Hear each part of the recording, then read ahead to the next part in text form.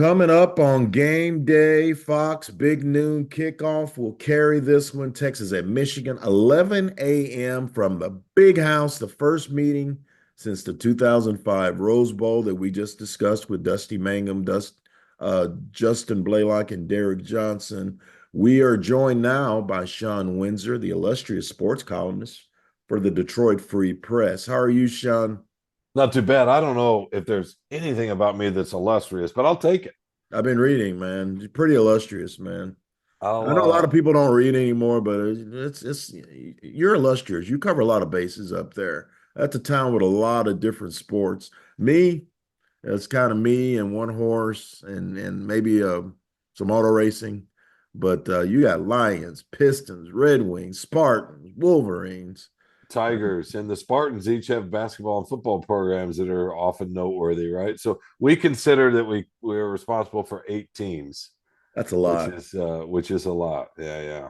But That's a lot. The Lions are the team, you Of know. course. That's how it is. It's just I used to live in Austin, so I went to school there for a bit, and I remember, yeah, there was a lot of Longhorn coverage, but back in those days, everybody loved the Cowboys and maybe the Oilers. Earl Campbell was doing his thing back then. It's been a Oh while, yeah. but yeah, no, I'm pretty familiar. I get down there some. It's changed a lot since I lived there in the '80s, but great place. Well, our colleague Thomas Jones says, "Man, you better say hi to Shawn Windsor. We go back. He has a childhood friend that knows you, and he wanted me to say, man, say hi to Shawn Windsor. And I told him I would, even if you don't remember him. No, I do. In fact, he's a neighbor of somebody that I grew up with in Illinois, who I actually am responsible for getting to Austin. This is probably 35 years ago. God, it's been Mhm. a long time, maybe longer than that. And he reached out to me. He covers the Longhorns for y'all, right? Yes, Thomas Jones is one of Yeah, our beat writers. yeah, Yes. yeah. Thomas reached out because y'all are doing some kind of preview about when Texas folks want to travel on the road, they want some suggestions on where to eat and what to do. So I gave him some tips on where to eat in Ann Arbor this weekend for y'all. Listen to the y'all coming back out. You can take the boy out of the South, but you can't take the South out of the boy, right? That's Up there, up north, near Canada, and you're still country as a dozen eggs. We love it. We love it, man. Hey, so the yeah. odds makers are drinking some burnt orange Kool-Aid entering this game. The point spread opened up at like 3.5. And then I looked on BetMGM a couple of days, it was 7.5 points.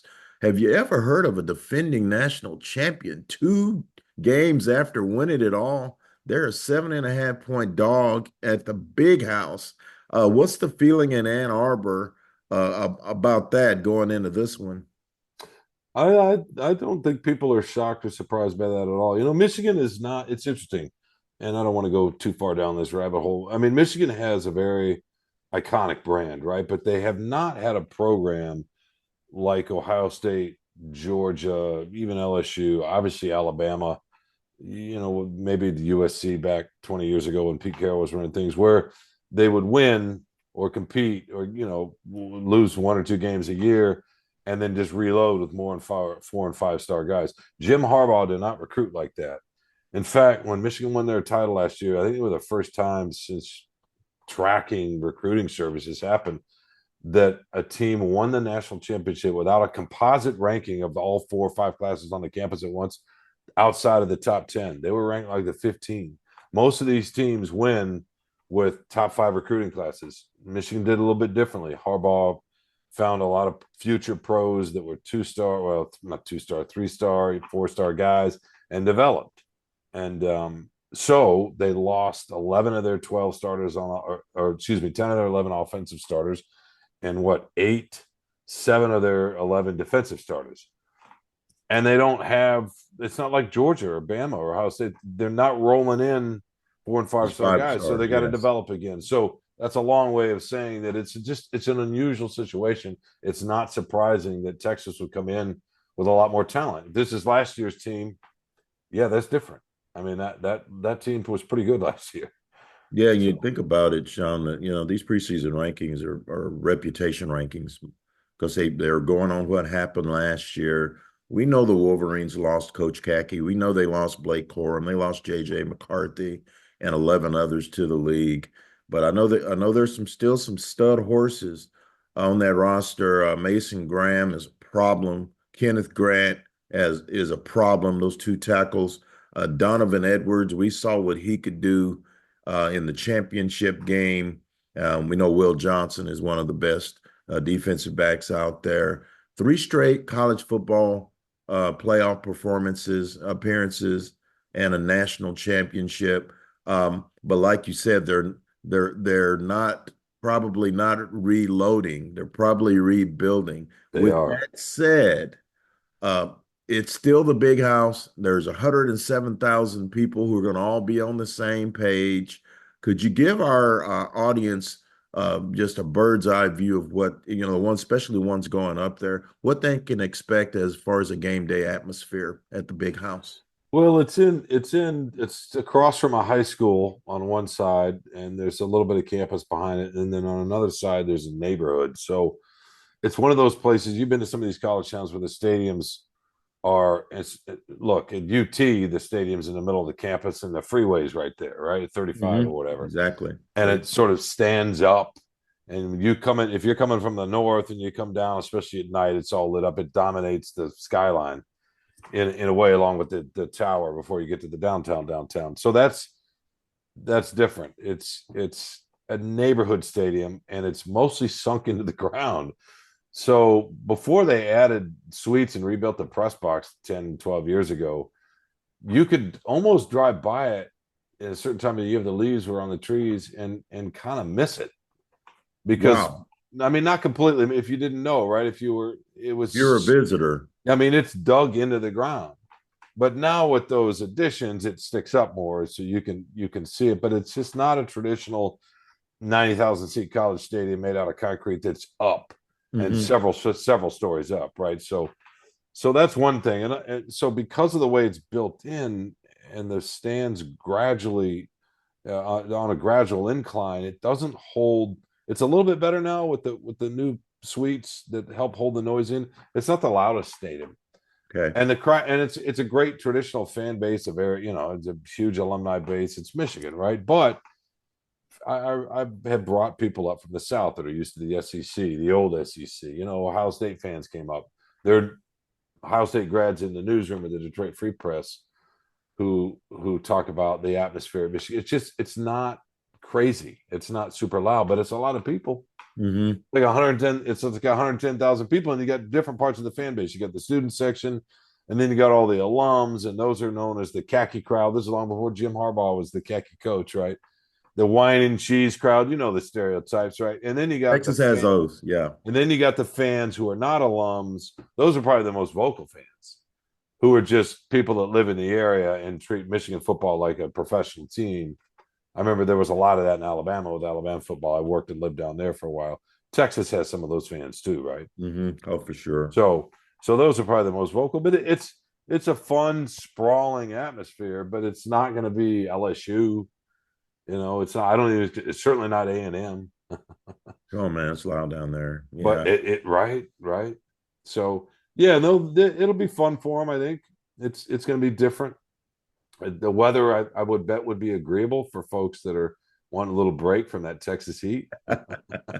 Me included. Yes, sir. Yes, Yeah, sir. yeah. So no, but it'll be there'll be some electricity because Texas is really really good this year, right? It's top five, not a top five matchup, but they're a top five team, and there'll be some anticipation. I think it's going to be more fans up here right now are expecting Texas to come in and win. But there's also maybe we have something. They weren't very good against Fresno State last week, so I think there's a wait and see. They've been so good now for several years that Hmm. you know you can't. It's hard to stay unless you're Alabama or whatever, Georgia. It's hard to stay good like that every year. But yeah, there's going to be a lot of curiosity for Michigan fans, to be honest. Well, I know Coach Sharon Moore made the surprise decision to start former walk-on Davis Warren in the opener against Fresno over Alex Orji. That's a great story. The kid beat cancer, and he was a walk-on, and so we know how tough he is. He went 15 of 25 for a buck 18, touchdown and a pick in the 30-10 win. Did he do enough to retain the confidence of Moore and new offensive coordinator Kirk Campbell? I think he did. I don't know that he did enough for the fan base, but you know how that's a different That's Oh, a they're kind of different. spoiled right now. Yeah, They're yeah, kind of yeah. spoiled, Sean. That's a different perspective. I think sure he did for the fan. They might use Alex Orji a little bit more. Use him in some RPO packages, that kind of thing. I could see that. Maybe they were holding back a little bit against Fresno State to Of course. don't want to give all the, how football is and the state secrets and acting like they got nuclear codes. So coaches are coaches, talking behind the placards and all that, but with the headsets on. But no, I think he did plenty for more. He threw an interception early, just kind of underthrew a long, I don't know, 30, 40-yard ball. Underthrew it, it was picked, and it didn't phase him at all. I mean, this is, as he said, look, what's going to bother me? I beat leukemia when I was in high school. My senior year, he lost his senior year to the pandemic. He didn't play, didn't have much tape to show. So he was a preferred walk-on in Michigan, not really a lot of scholarships offers. Then he's a backup behind, Cade McNamara, and then he's a backup behind Cade McNamara and J.J. McCarthy, and then J.J. McCarthy, and he's a senior, never really played to start, hadn't started an actual football game since 2019, survived cancer. So, yeah, he doesn't get rattled by much. I think, the receivers aren't maybe quite what they were. They lost I mentioned earlier, they lost 10 of their 11 offensive guys, starters rather, their whole offensive line. So, the Moore's not going to look at Davis Warren and say, okay, I'm pulling you after one game. If he's really bad, I could see him going with Orgy during the game. Of course. You might shift, right? But we'll see. He showed a little bit of accuracy. Maybe not great at reading through his progressions. He's got to figure that out. But there is something about him, and the players gravitate toward him. And if he's accurate enough, who knows? We'll see. But it's a different animal against Texas. Well, before we get out of here, what problems do the Horns present to Wink Martindale's defense? What do you think's concerning him the most about this Texas team? The speed on the outside, the receivers, speed in the backfield. I mean, yours is probably the best quarterback. I mean, Michael Penix is really good in the championship game, and so They beat him up. They got after Penix, they man. they did. So I don't want to say he's the best, and they've seen some pretty good quarter. Some of these defensive guys are. I mean, shoot, they were playing against C.J. Stroud not that long Oh ago. yes, yes, yeah. Who's now throwing down in your neck of the woods, but. Yeah, I would say the combination of Ewers and experience, they're fairly experienced in the offensive line, right? And then just playmakers everywhere, right? That's the key. I mean, the question to me is the Texas's defense. They were solid last year, but we saw what happened in the playoff, right? It's look, Michigan doesn't have that kind of offense. Last year they were scored 36 points a game, right? So they were one of the best offenses in the country. They're not that team. So maybe that doesn't matter. But yeah, I would say just having the playmakers and the speed and athleticism with a really good, experienced quarterback. That's a pretty good offensive line. That's trouble, right? That's trouble for anybody. Well, Sean, man, we appreciate it. Follow his stuff on X. He's at Shawn Windsor. Go subscribe to freepress.com. Good content there. And it's not just college football. He does a little bit of everything. I'm jealous. Envious of that. But man, it's going to be great to see you up there, and looking forward to a great game up at the big house. And man, it's just so good to be talking football again. It is. It was a long summer, right? It's even though we do have baseball here, it's they're okay. The Tigers are okay. No, nothing like football. I tell you what, the double we have this weekend, Cedric, your game, Michigan, Texas, Sunday night. The Lions start their season. They welcome in the Los Angeles Rams with the Lions' former cornerback Matthew Stafford. Nice. And Ford Field's going to be crazy. So it's kind of it's a pretty good kickoff, right? Man, you have such a great gig. Good for you, man. Good for you. Hey, no, I love my gig. I love my gig, but I love your gig too. Well, just remember, we had like a 10-year stretch with none of the 4 pro teams even sniffing the playoffs. So it's nice to have something to write about with some winning teams again.